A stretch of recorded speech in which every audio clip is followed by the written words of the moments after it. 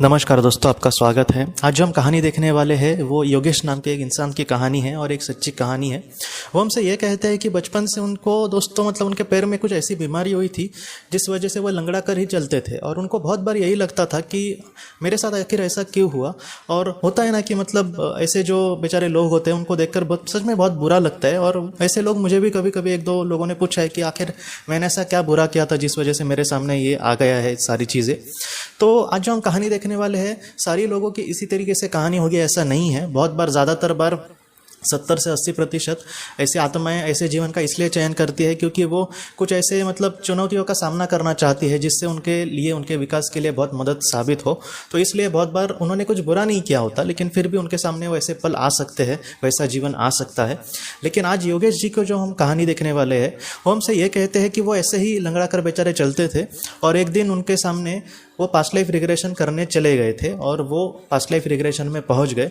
जब वो past life regression में पहुंच गए तब उन्होंने ये देखा दोस्तों कि वो तकरीबन 800 साल पुराना जन्म था। एक छोटी सी झोपड़ी में वो रहते थे जंगल में और उस दिन उन्होंने खाना कुछ बनाया था।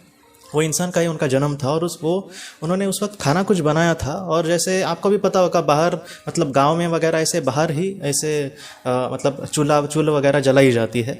तो उस तरीके से उन्होंने कुछ रोटियां बनाई थी और किसी काम की वजह से वो घर के अंदर चले गए। और जब वो बाहर आकर देख रहे थे तो जो रोटियां उन्होंने सेक कर फ्राई करके जो बाहर रखी थी मतलब नीचे प्लेट में वगैरह जैसे हम रखते हैं फ्राई करने के बाद, तो उसको कुत्ता खा रहा था। तो इनको बहुत गुस्सा आया। बाद में इसने उसको डांटा तो वो वहाँ से भागने लगा। तब ये घर के बाहर आया और उनका एक पत्थर दिखा तो उन्होंने गुस्से में मैंने मतलब बहुत इतना मेहनत से बनाया है और इस तरीके से वो कुत्ता खा रहा है, अब मैं बाकी की भी रोटियां नहीं खा सकता। ऐसे उस गुस्से में दोस्तों उन्होंने एक पत्थर लिया और ज़ोर से उसको मारा और वो उसके पैर को लगा। और वो कुत्ता हमेशा मतलब वो एक अपाहिज जैसा हुआ, उसको वो पैर से हमेशा मतलब ऐसे लंगड़ा कर ही चलता था। और इसके मतलब कहीं ना कहीं उनको बाद में पश्चाताप भी हुआ उस कर्म का। लेकिन मतलब होता है ना कि उन्होंने यही कहा उस वक्त कि मेरे हाथों से ये क्या हो गया। और उस जीवन में उनको थोड़ा सा बुरा भी लगा लेकिन इसलिए उन्होंने देखा कि इस जीवन में कहीं ना कहीं उनके आत्मा ने ये चयन किया था कि जैसे मैंने दुख दिया दूसरे को वैसे दुख का मैं सामना करने की कोशिश करूं। यहाँ पे सिर्फ दुख की बात नहीं होती, यहाँ पर आत्मा के विकास की भी बात होती है। अगर कोई संघर्षमय जीवन का चयन करता है और ऐसे वक्त में वो उसका बहुत ही अच्छे से सामना करेगा तो बहुत उनका विकास बहुत ही आगे हो सकता है। आपने बहुत बार देखो मतलब संतों के भी आपने देखा होगा कि वो कभी कभी अंधे भी कुछ संत थे, कुछ लोग अपाहिज संत थे। तो उन्होंने मतलब ऐसे मतलब एक संघर्षमय जीवन का चयन करके बहुत ही अच्छा उसमें कर्म करने की कोशिश करी थी। तो इसका ये मतलब अर्थ होता है। और उन सर के साथ भी, योगेश जी के साथ भी वैसा ही हुआ था कि एक जीवन में उन्होंने कुछ बुरा किया था उनके हाथ से, तो इस वजह से उनके इस जीवन में कहीं ना कहीं उस दुख का उनको सामना करना पड़ा या फिर उनकी आत्मा ने ये सोचा कि मैं इस तरीके से जीवन को चुनाव करूंगी। मैं आपको सच कहता हूं दोस्तों कि अगर कोई इस मतलब परिस्थिति से गुजरता हो तो आपको ऐसा सोचने की ज़रा भी ज़रूरत नहीं है कि मैंने किसी का कुछ बुरा किया था। इसकी वजह क्या है वो हमें डायरेक्टली यहाँ पर पता चलना बहुत मुश्किल है। बहुत ही अच्छे से पास्ट लाइफ रिग्रेशन हो या फिर कोई ऑटोमेटिक राइटर बहुत ही अच्छे से जवाब दे सके तो ये पॉसिबल है, या फिर साइकिक दे तो पॉसिबल है।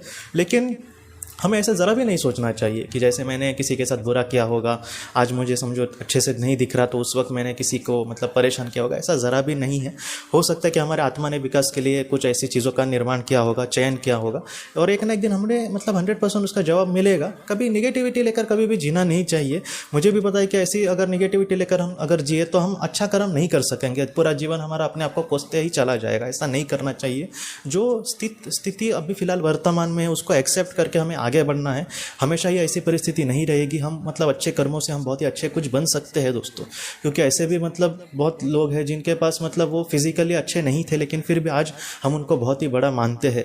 आपको एक मतलब ऐसे भी इंसान है जिनके दोनों हाथ पैर नहीं है लेकिन आज फिर भी वो मोटिवेशनल स्पीच देते हैं। मतलब आप सोचिए ना कि ऐसा नहीं है कि हम इसको मतलब उसी दुख में जीते रहे, हम उसको लेकर बहुत ही उसको एक्सेप्ट करके आगे एक अच्छा इंसान बन सकते हैं और इतना भी अच्छा बन सकते हैं जिससे दूसरे लोग जो नॉर्मल है और जो दुखी है वो भी हमसे प्रेरणा ले, हम इतना भी मतलब अच्छा काम कर सकते हैं दोस्तों।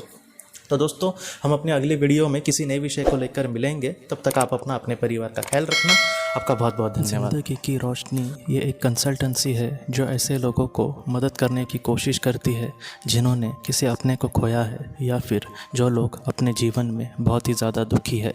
जो लोग इस संस्था के साथ जुड़ेंगे उन्हें पास्ट लाइफ रिग्रेशन की ऑडियो, ध्यान करने के लिए 5 ऑडियो, 10 ऑडियो बुक्स और उसके साथ साथ PDF किताबें, मतलब ऐसी किताबें जो मोबाइल या फिर लैपटॉप या फिर कंप्यूटर पर आप पढ़ सकते हैं, ऐसी किताबें उन्हें ईमेल पर या फिर व्हाट्सएप पर भेजी जाएंगी। जो लोग इस संस्था के साथ जुड़ना चाहते हैं वो कृपया इस नंबर पर व्हाट्सएप मैसेज करें। आपका बहुत बहुत धन्यवाद।